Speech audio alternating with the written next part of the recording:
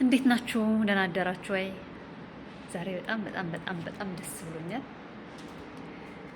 አንዳንድ ጊዜ ሲነገሩ የምንሰማቸው ነገሮች አሉ። ይሄን ብታደርጉ እንደዚህ አድርጉ፣ በር አንኳኩ የሚባሉ ነገሮች አሉ። መጽሐፍ ቅዱስም ላይ አንኳኩ ይከፈትላችኋል የሚል ቃል አለ። ቃሉ ደግሞ የታመነ ነው። ግን ደግሞ ሰምተን የማንተገብራቸው ብዙ ነገሮች አሉ። ማንኳኳት ያለብን በር ሳናንኳኳ እንቀራለን፣ እናልፋለን እና ዛሬ በድፍረት የሆነ ቢሮ ዘው ብዬ ገባሁ።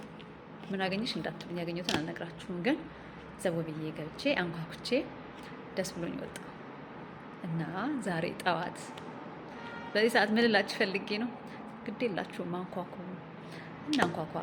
በነገራችን ላይ ሁሉ ያሰባችሁት ነገር፣ ሁሉ የለፋችሁበት ነገር በአንድ ጊዜ አይከናወንም።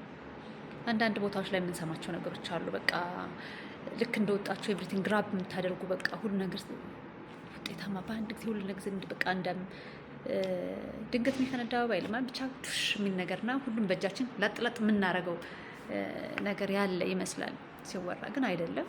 በጣም ብዙ መልፋት፣ በጣም ብዙ መድከም፣ በጣም ብዙ መጣር ያስፈልጋል። በሌላ በኩል አለብን የሆነው ነገሮች እንደዚህ የሚሰበሰቡ የሚገኙ ነገሮች ሊኖሩ ይችላሉ። ግን ጣዕም ያለው ይሄኛው ነው፣ የሚለፋበት ነው። ባለፈው ሳምንት አንድ ሌላ ሰው አግኝቼ ነበረ። ከዚህ ከዶሮ እና ከእንቁላል ጋር በተያያዘ እያወራ የአሁኑ ዶሮዎች አለ ሲያስረዳኝ፣ ባለሙያ ነው፣ የዚህ ባለሙያ ነው እና የ6 ወር ልጅ 100 ኪሎ ሲመዝን እንደማለት ነው።